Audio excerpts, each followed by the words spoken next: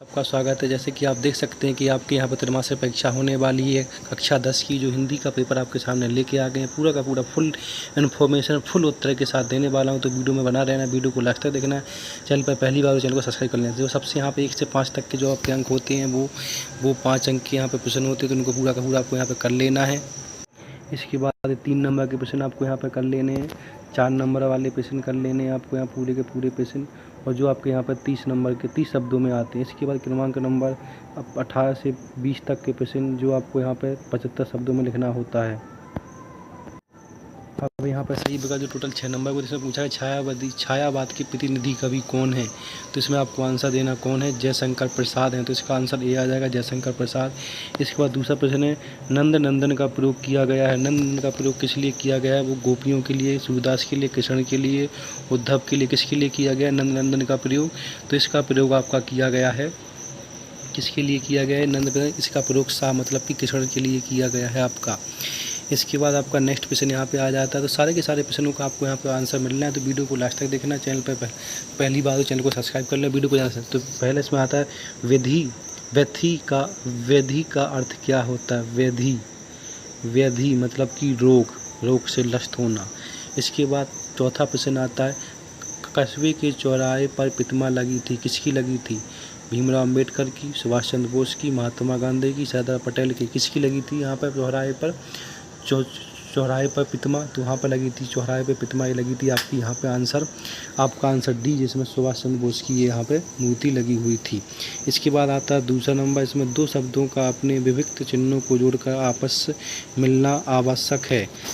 मिलना कहलाता क्या कहलाता, 2 शब्दों का अपने विभक्ति चिन्हों को जोड़कर, तो उसको हम क्या कहते हैं, संधि कहते हैं, समास कहते हैं। इनकी विभक्ति को जोड़कर जो आपस मिलना हो तो उसको क्या समास कहते हैं। ठीक है।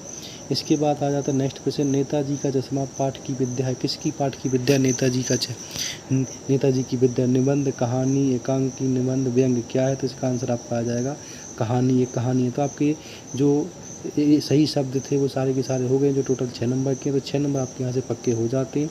अब चलते हैं नेक्स्ट क्वेश्चन, जो रिक्त स्थान होते हैं जो आपके टोटल 6 नंबर में आते हैं, तो इनकी हम बात कर लेते हैं। इन सारे के सारे आंसरों को आपको PDF मिल जाएगा वीडियो के लास्ट में। तो पहला प्रश्न है सूरदास की भक्ति खालिस्तान भाव की है, कैसे भाव की सूरदास की भक्ति।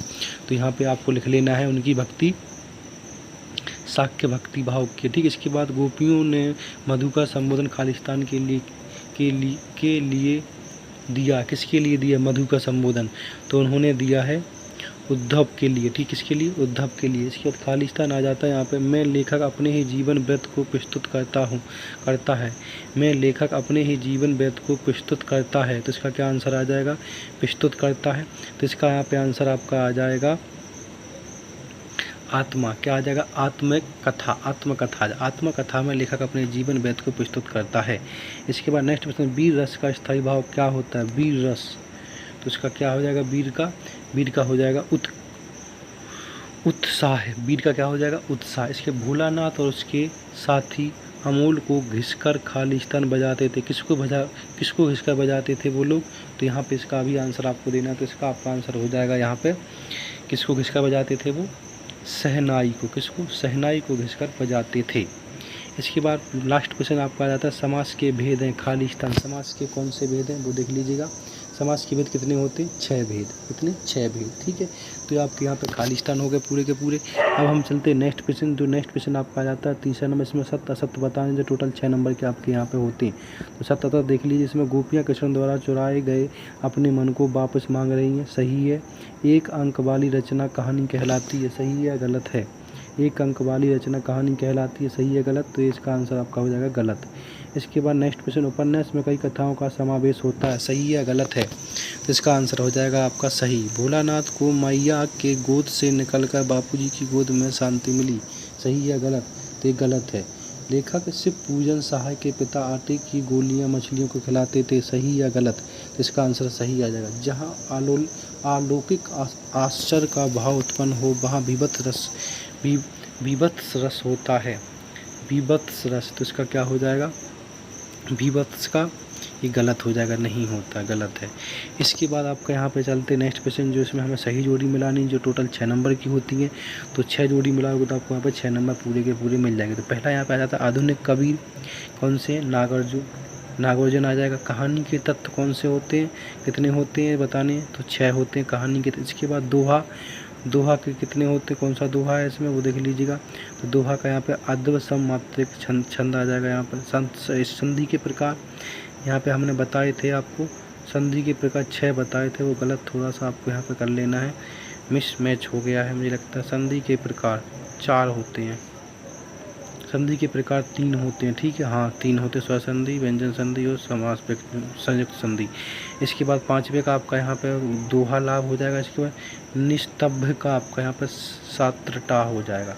तो आपकी सही जोड़ी पूरी की पूरी मिला ली, इनका स्क्रीनशॉट लेके आप इनको मैच कर सकते हैं। कुछ भी अगर बोलने में गलत हो गया तो उसको छोड़ सकते हैं, और जो लिखा है एकदम वो एकदम सही लिखा है तो उसको आपको लिख लेना। आप चलते प्रश्न नंबर 5, इसमें एक शब्द में वाक्य देना है। टोटल आपके 6 प्रश्न होते हैं, 6 नंबर के होते हैं। गोपियों ने भ्रमर के बहाने किस पर व्यंग बाण छोड़े थे, किस पर छोड़े थे व्यंग बाण, उद्धव पर, किसके, उद्धव पर। इसके बाद सूरदास के साहित्य में किस गुण की प्रधानता होती है, सूरदास के साहित्य में किस गुण की प्रधानता होती है, तो यहाँ पे आ जाएगा मधुर। क्या आ जाएगा यहाँ पर, सूरदास के साहित्य में किस गुण की यहाँ पे समानता होती, मधुर्य की, ठीक है, गुण होते हैं। इसके बाद नेताजी की मूर्ति किसने बनवाई, नेताजी की मूर्ति किसने बनवाई, तो यहाँ पे आ जाएगा आपका नाम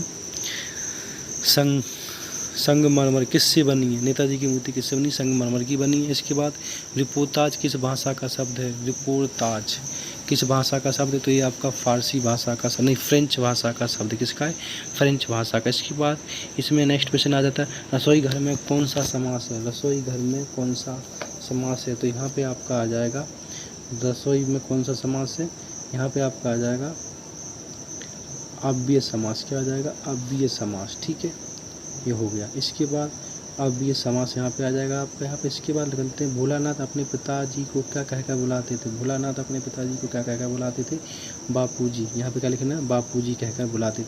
तो ये पाँचों के पाँचों क्वेश्चन आपके हो गए। इन सारे के सारे क्वेश्चन को आपको आंसर यहाँ मिलेगा। आप चलते हैं 2 नंबर क्वेश्चन वाले, जो यहाँ पे हो जाते